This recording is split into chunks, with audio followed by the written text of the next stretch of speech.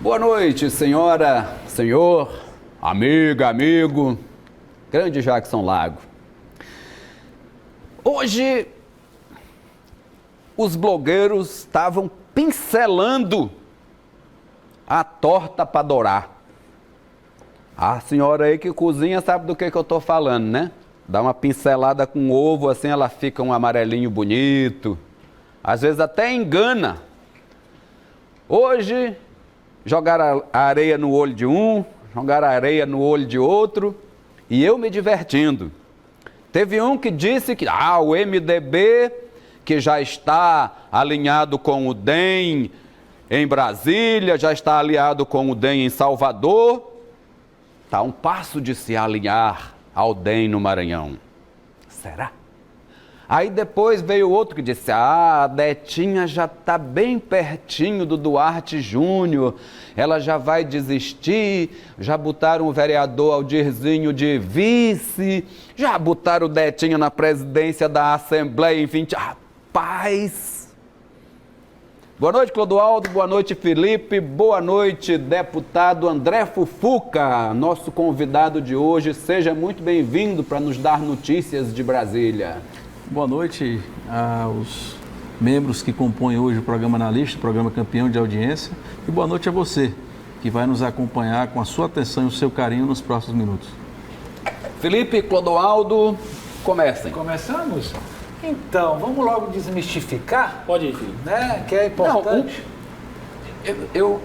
Desculpa, Felipe. Fica à vontade. O senhor, antes da gente começar o programa, o senhor falou assim, no PP só existe uma palavra, porque acho que alguém falou aqui de uma provável desistência do Rubens Júnior, o senhor disse que fechou com o Rubens Júnior, está fechado, é isso mesmo, deputado? A candidatura está firme e forte? No PP a palavra sempre é do povo, por isso que eu digo, a gente só tem uma palavra. Então, a gente caminhou pelo projeto do deputado federal Rubens Júnior e iremos até o final, junto com ele, junto com essa proposta que a gente acredita ser a melhor para a capital do estado. Pronto, desculpa, Felipe, é porque eu adoro quando alguém diz assim que é de uma palavra só, porque hoje em dia é tão raro isso, a gente vê aí umas coisas tão feias. Então, Clodoaldo, desmistificando em parte 2, porque parece que tem leitura mental aqui do lado, entendeu? Quer roubar a pergunta do senhor? Não, já fez a primeira pergunta, a primeira desmistificação, mas a segunda desmistificação, ele já explicou por que sim, Rubens. E agora fica a pergunta, se Rubens tem de 1 a 3%, por que Rubens hoje é o candidato mais perseguido, mais combatido, mais avaliado e analisado da eleição de São Luís, deputado? Olha, eu tenho uma leitura diferente dos cenários atuais das pesquisas eleitorais. O Progressistas lançou há 4 anos atrás uma candidatura que até os 48 do segundo tempo ocupava a segunda posição com larga vantagem em cima das outras candidaturas. Eu não acredito, com todo respeito às pesquisas que saíram até agora, no cenário que se vislumbra, que é desenhado dos postulantes ao cargo de prefeito de São Luís. E é um questionamento que eu me faço. Se o candidato tem 1%, 2%, 3%, 1,5%, 0%, por que é tão agredido? Por que é que bate-se tanto no candidato que até certo ponto é insignificante? Eu acredito que incomoda de um certo ponto. E é por isso que a gente acredita. Eu, no projeto do Rubens, acredito em primeiro lugar. É uma pessoa que eu convivi como deputado estadual, como deputado federal. Com essa correção, com essa seriedade e com essa maneira o qual faz política. Com uma maneira muito similar à maneira do Progressistas. E em segundo plano, eu vejo que a partir do momento que o eleitorado de São Luís conhecer o candidato Rubens Pereira, eu não tenho a mínima sombra de dúvida que ele vai brigar sim para estar no pódio que eu falo, brigando pela primeira ou segunda colocação na capital. Isso vocês, talvez que estejam me assistindo, digam, esse menino é um louco. Pode ser que eu seja um louco, mas eu sou um louco que a gente aposta naquilo que a gente acredita e sonha. E muitas das vezes dá certo. Foi assim várias candidaturas, o qual o Progressistas apoiou no interior do estado e que deram certo. Deram certo na campanha do ano de 2016 e deram certo também nas administrações municipais, que é o caso que eu acredito do deputado federal Rubens Pereira Júnior. Deputado, eu queria conversar muito sobre o interior, mas para a gente avançar um pouquinho mais ainda sobre essa questão aqui de São Luís, eu queria perguntar para o senhor qual é o principal objetivo do Progressistas em São Luís. O Progressistas pensa em indicar candidato a vice na chapa do Rubem Júnior, essa discussão ainda está acontecendo, pensa em fazer bancada de vereador. Qual é o seu cenário Progressistas para São Luís nos próximos anos? Nós temos dois cenários. Temos um cenário da formação de candidaturas a vereador, que já vem tendo um crescimento considerável. Acredito que o Progressistas possa fazer até 2 vereadores em São Luís. E temos o cenário de compor a chapa vitoriosa. A gente está abraçado a um projeto que não é um projeto de H, não é um projeto de faz de conta. A gente acredita realmente nesse projeto. E a gente quer compor, além de compor numa maneira de administrar, de governar, compor também a chapa majoritária. A gente tem esse projeto, estamos trabalhando nesse cenário, porém a gente entende que a partir do momento que se somam forças também têm que ser contempladas. E a gente está nesse debate para tentar conseguir a vaga ou não. A gente é consciente que não será fácil. Então, vamos fazer uma leitura do nacional para cá, porque é muito importante nós entendermos como é que funcionam os partidos, como é que funcionam os homens dos partidos, né, Clodoaldo e Geraldo? Veja, podemos entender que o PP nacionalmente lá em Brasília está alinhado ao governo federal. Né? Aí nós vamos vir para cá e pegamos de frente aqui o PP alinhado ao maior opositor ao presidente da República, que é comunista, que é a esquerda total. Na sua leitura, né, nesse mapa geográfico, nesse termômetro, o PP está onde? O PP está mais à direita, o PP está no centro, o PP está à esquerda. E só para entender já, inteirando esse processo, que é importante a gente também trabalhar a questão do interior, do PP, como é que funciona, o programa do PP não tem nada a ver com o programa do PCdoB. Ninguém discute que o senhor tem uma relação pessoal, que o senhor conhece o deputado Rubem Júnior, conhece o trabalho dele, a atuação, a conduta, até aí tudo bem. Mas como é que 2 partidos que não têm nada a ver conseguem trabalhar um plano de governo para São Luís? O maior símbolo que o PP tem um coração grande é isso que você falou. Lá a gente está com o Bolsonaro e aqui a gente está com o governador Flávio Dino. Essa foi boa, hein, Clodoaldo? Porém, essa vai para os anais, deputado. Porém, eu não configuro, no meu ponto de vista, que o PCdoB e o PP estejam em caminhos antagônicos. Até porque os avanços progressistas que o Maranhão tiveram foram com o apoio do PP num partido que é o PCdoB, nos últimos 6 anos, que foram o período que o Flávio Dino está à frente do governo. Os avanços que a Bahia teve com um governador da esquerda, que é o governador Rui Costa, foi através também do seu vice, que é do Progressistas e faz parte do caminho do desenvolvimento através do Progressistas, na Bahia. Então não é que o PCdoB e o PP caminhem em lados antagônicos, ao contrário, por várias décadas caminhamos juntos. Caminhamos juntos na redemocratização de 1947, quando o PCdoB voltou a ser partido, naquela época, através do General Dutra. Caminhamos juntos em 1979, na volta da anistia, 1980, se eu não me recordo, 1985, a partir do momento que pôde ser formados novos partidos. Então o PCdoB e o Progressistas caminham juntos há décadas.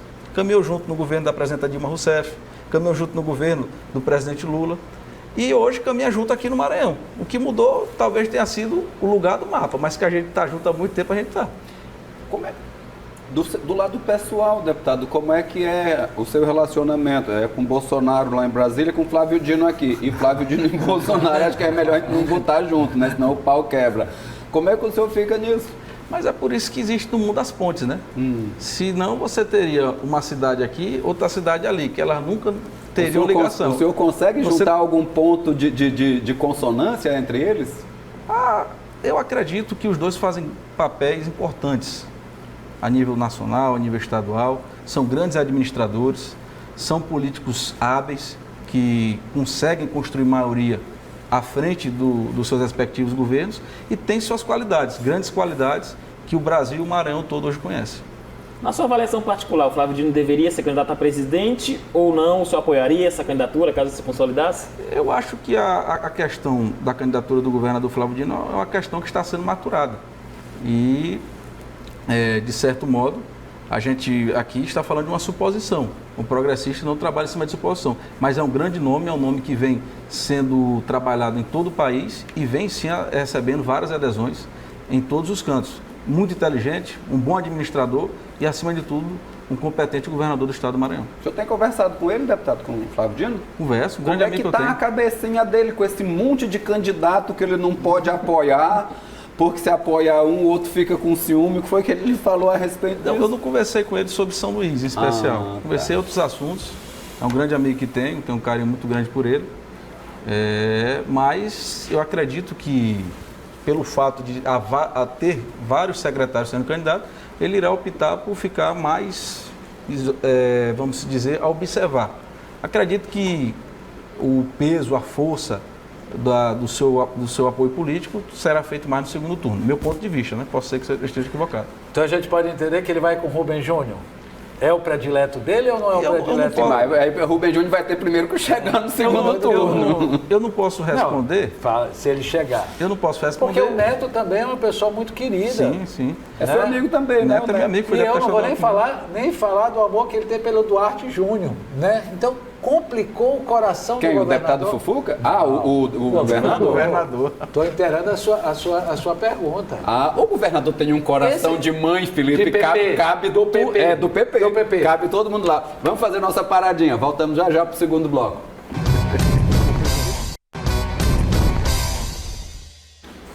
De volta com os analistas. Hoje recebemos o deputado federal André Fufuca.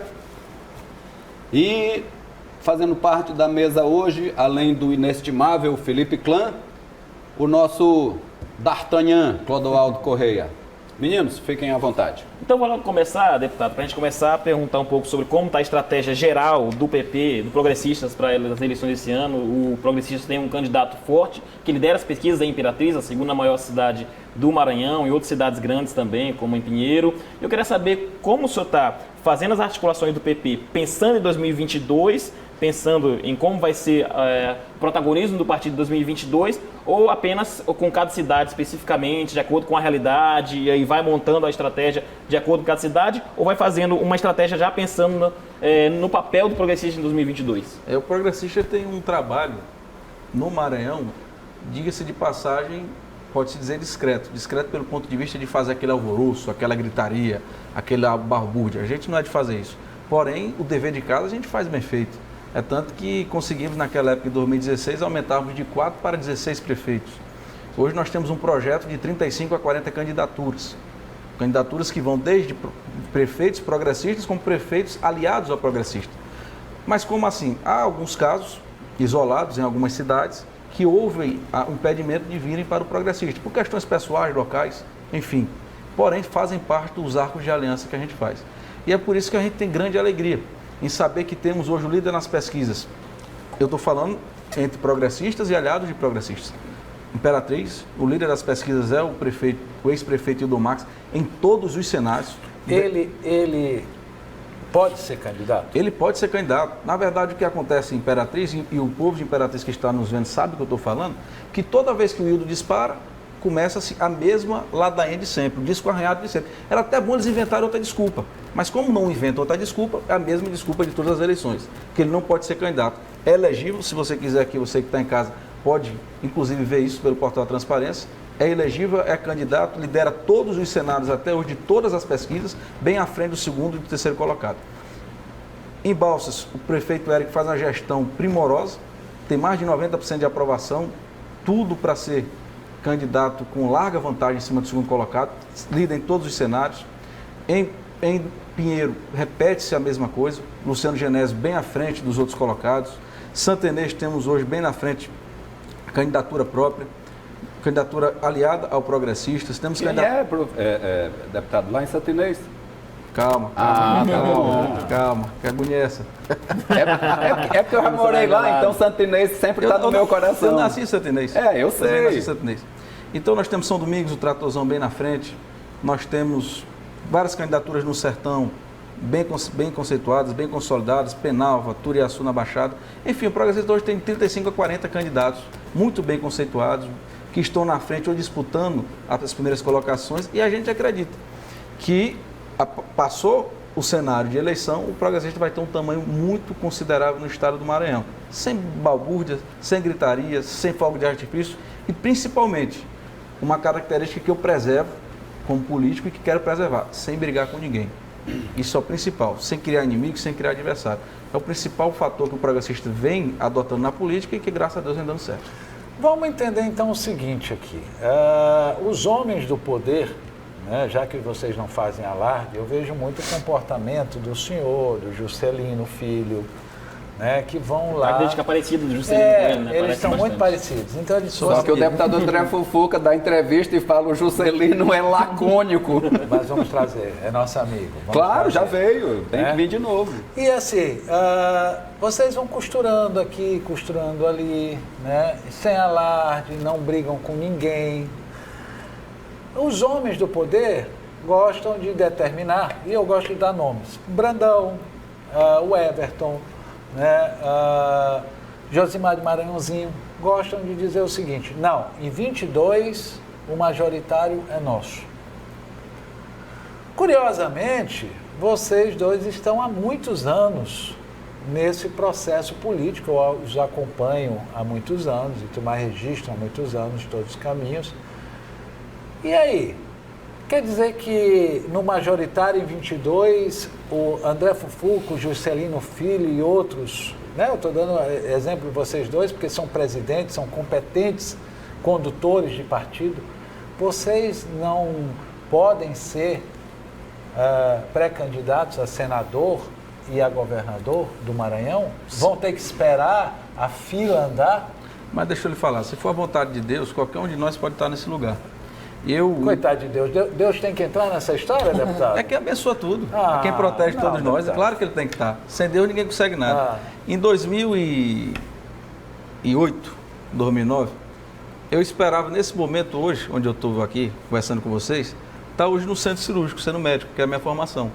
Sei disso. Fui deputado estadual, me elegi federal, me reelegi federal, presidente de partido, fui para a mesa, estou no segundo mandato. Então tudo vem com os planos de Deus. Eu tenho um impeditivo que eles não têm, a minha idade. Parece que tem muita gente que há muito tempo me vê, acha que eu tenho uns 40, 50 anos, mas eu tenho 30 anos de idade. Falta 5 para ser senador, né? Eu entrei muito novo no primeiro processo. mandato como mais jovem, né? Eu fui o mais novo da história do país, com 20 anos de idade. Então, diferentemente dos outros, eu tenho impeditivo, que é a minha idade. Daqui a 2 anos eu vou ter 32. Por exemplo, eu não posso ser candidato ao Senado. O Senado só pode com 35 anos.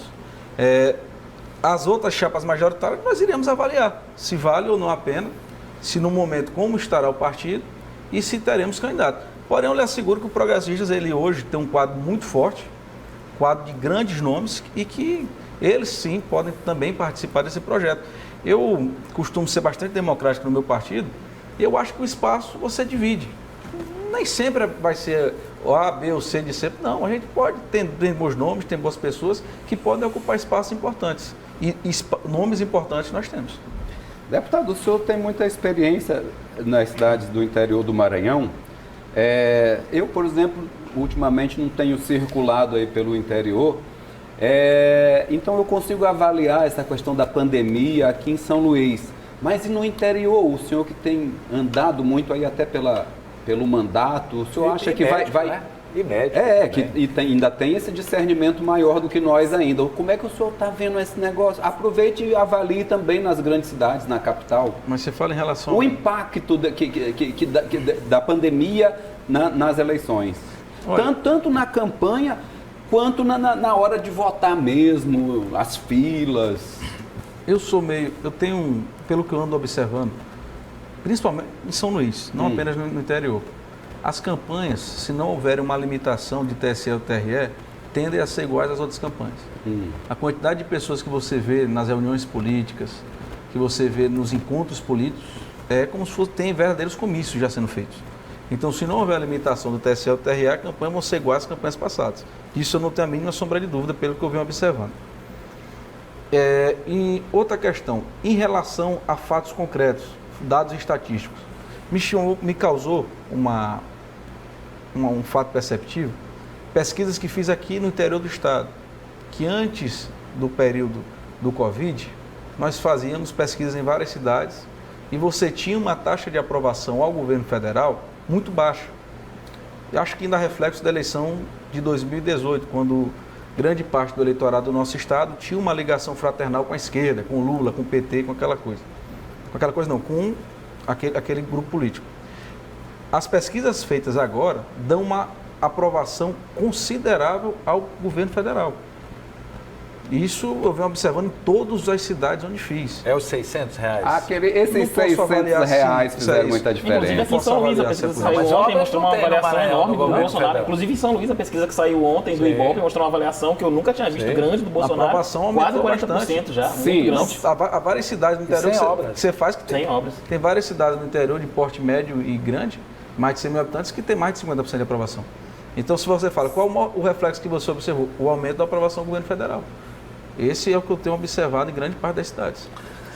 Aproveitando isso, deputado, eu queria lhe perguntar, o senhor como parlamentar, né, e um homem de interior, qual é a solução que nós temos para criar realmente o espaço legítimo dos brasileiros? Veja, 34 milhões foram descobertos pelo PT. Aí estão lá no Bolsa Família, não é verdade? Que até hoje continua sendo uma distribuição de renda, mas que não inseriu, na verdade, as pessoas. Aí, de repente, vem a pandemia. Aí se descobre que nós temos mais quase 40 milhões de pessoas que não existiam, que não tinham CPF, não tinham registro. O senhor, como parlamentar, qual seria a sua proposta para que o brasileiro seja inserido aos direitos que estão na Constituição?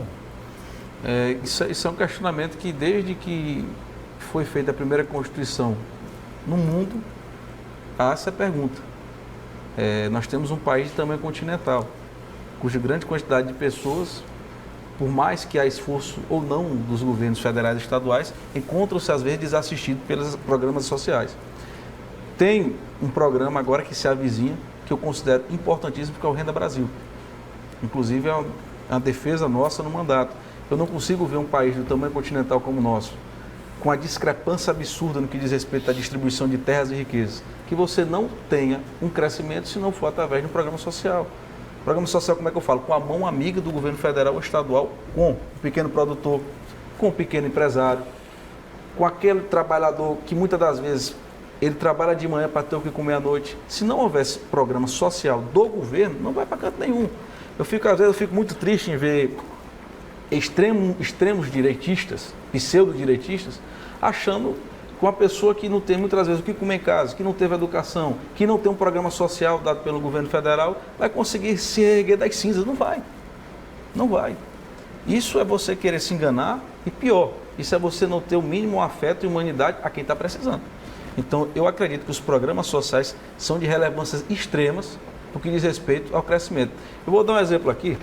Na grave crise de 1929, dos Estados Unidos, instituiu-se o Plano Marshall, que virou referência para o mundo inteiro, que eram programas de construção financiados pelo governo federal, que acabou por tirar o país da recessão. No Brasil, não pense que vai ser diferente. Não pense que vai ser diferente. Talvez nós tenhamos um ano que vem muito difícil. Foi um ano que nós gastamos grande parte das nossas reservas. Foi um ano que tivemos gastos que não estavam no orçamento. Para você ter uma noção, a reforma da Previdência foi adotada há 2 anos atrás. Previa-se uma economia de 800 bi em 10 anos. Gastou-se 800 bi em um único ano. Então, tem que se ter essa mão amiga do governo federal. E eu acredito que a saída, ou pela direita ou pela esquerda, tem que ter o governo federal atuando nessas questões sociais com a população. A gente faz uma paradinha e voltamos para o terceiro bloco com o deputado André Fufuca.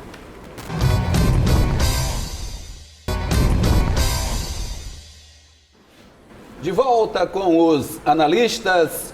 Hoje, o Felipe Clã e Clodoaldo Correia recebemos o deputado federal André Fufuca. Deputado, o senhor fez uma fala muito bonita e muito justa no final do segundo bloco, que me lembrou muito o pacto proposto pelo governador Flávio Dino. Ele escreveu um artigo ontem, num dos maiores jornais do país, que ele começa citando o plano americano do Roosevelt para salvar o país daquela catástrofe de 29. O presidente Bolsonaro, quando o governador propôs esse pacto, ele não deu muita bola, desdenhou. Aí agora o senhor que está alinhado com o Bolsonaro defendeu uma coisa parecida. É mais ou menos isso que o governador Flávio Dino está propondo, que o senhor acha que o governo federal poderia aproveitar? Eu lhe faço um questionamento muito simples. Você que está em casa me vendo agora. Estamos num cenário pós-guerra, um cenário, pode-se dizer, pós-apocalíptico. Até pela questão da grave crise financeira que está brotando nos municípios e nos estados. Como é que uma empresa que está quebrada, que faliu, que 70% das empresas o que ganha para pagar as despesas mensais, simplesmente está sem um centavo no caixa? Me diga como é que ela vai crescer se não tiver a mão amiga do governo federal. Eu sou ignorante na matéria tributária e econômica, sou ignorante, assumo minha ignorância.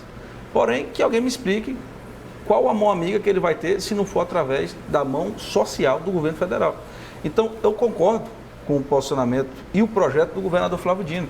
Acho que ele tem que ser lapidado junto ao governo federal. Nós devemos passar essa mensagem. Até porque qualquer mensagem que for feita pelo governo federal passa pelo Congresso Nacional. E o Congresso Nacional acaba por ser esse mediador, essa ponte amiga para que isso acabe caminhando. É correto o posicionamento do governador Flávio Dino. Nós temos que ter, sim, o governo federal agindo fortemente no que diz respeito à geração de emprego e renda. Qual é a principal hoje geração de emprego no Brasil? A construção civil e a agricultura. Tem que ter investimento nessas duas áreas, porque senão nós não vamos ter geração de emprego, nós vamos ter o contrário, o aumento do desemprego, o aumento de todas as questões sociais que são agravadas pelo desemprego. E eu concordo, sim, concordo com o governador Flávio Dino no que diz respeito ao tema que ele vem defendendo, ao debate que ele vem travando no Brasil em relação a isso. E por falar em pacto, já que a gente falou do pacto proposto pelo governador, o deputado Fufuca, com relação ao pacto federativo, a gente viu agora na pandemia, mais uma vez, como os municípios sofrem, porque recebem a menor faixa do bolo, é onde o telhado da escola mostra goteira, onde tem buraco na rua, onde o prefeito é sempre esculhambado porque não tem as ações que precisa ter, mas não tem dinheiro. De alguma forma, a reforma tributária, já que o Pacto Federativo não pode mudar, é constitucional essa divisão, de alguma forma a reforma tributária pode ajudar a diminuir essa distorção, essa falta de recurso que chega na ponta? Eu acredito que sim, mas eu acredito que nós iremos enfocar ao máximo o Pacto Federativo, que é uma grande utopia, é lindo na Constituição, mas só lá mesmo, em outro lugar não existe. Você me dizer que o que arrecada, 3% fica com o município, 27% com o Estado, 70% com a União, sendo que tudo acontece no município. Tudo que acontece é no município, 3% da arrecadação vai para o município e cada vez mais caindo. Eu acredito que a gente vai avançar bastante no Pacto Federativo na reforma administrativa.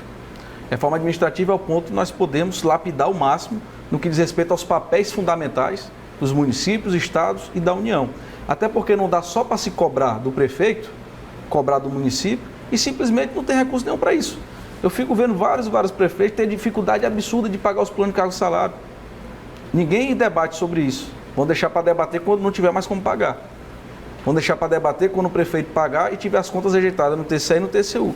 Entendeu? Então, a gente tem que trazer esse debate, tem que ter coragem de enfrentar o que diz respeito a essa lapidação do Pacto Federativo, porque os municípios estão virando verdadeiras massas sustentáveis. Sustentáveis em todos os pontos. Há vários e vários municípios que têm mais de 80%, 90% de recursos de educação só para folha.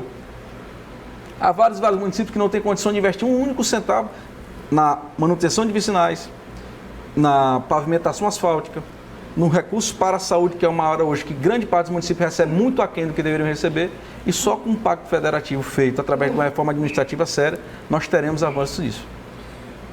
Semana passada, deputado, nós recebemos aqui o nosso secretário de Fazenda, o Marcelo. Meu amigo Marcelo Alves. E ele não se mostrou muito otimista com relação a essa reforma. O senhor poderia apresentar uma visão diferente e achar que dessa vez os deputados vão mexer de fato nos pontos que precisam ser mexidos? Administrativo ou tributário?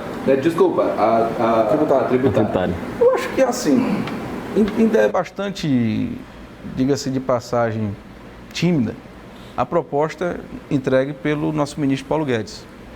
Mas já é um avanço. No Congresso, ela vai ser lapidada. Teremos avanços consideráveis em vários pontos. Então, basear e fazer uma reflexão em cima de uma peça que só foi feito o esqueleto, eu não gostaria de fazer. Eu gostaria de fazer quando tivesse o corpo inteiro montado, com os órgãos, com os músculos, com o cabelo, com a pele, com tudo. O que tem hoje é só um esqueleto, que ainda vai ser bastante lapidado. Certo. O senhor vê alguns partidos, MDB, né, começam a deixar esse pacto do Centrão. E eu pergunto para o senhor entende que o PP vai continuar firme com o governo do Bolsonaro? E como é que o senhor olha essa distribuição, né, tão aberrante de cargos de pessoas que não têm capacidade pelo governo Bolsonaro? E fazendo uma vírgulazinha só para inteirar, como é que o senhor vê esse escândalo da mulher do presidente da República recebendo dinheiro de milícia, de filho recebendo dinheiro de milícia? O senhor, como deputado federal e seu partido, que apoia esse presidente, não está na hora de investigar o presidente da República, mesmo que ele não tenha que responder? Agora, a mulher dele, sim, porque ela não tem proteção. Quanto a essa questão da esposa do presidente, eu não tenho conhecimento, então eu não poderia responder acerca disso. Mas está público. Mas não tenho conhecimento, não posso responder. Em relação à questão do Centrão,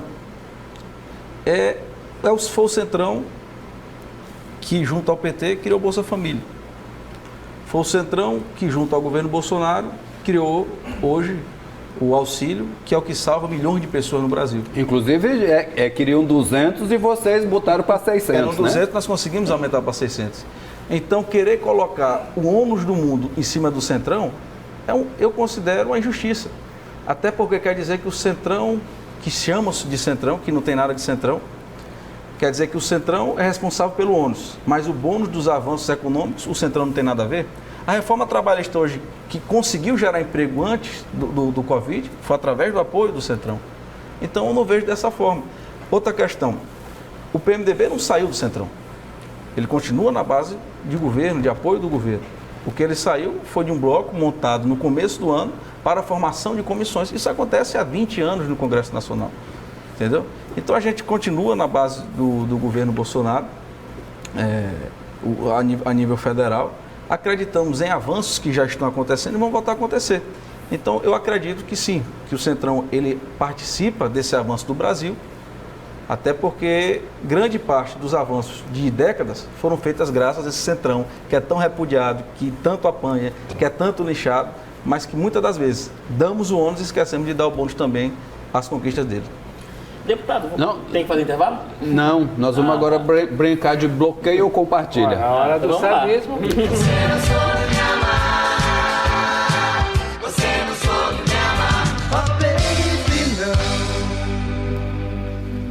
Lembra, deputado, como é que é essa brincadeirinha?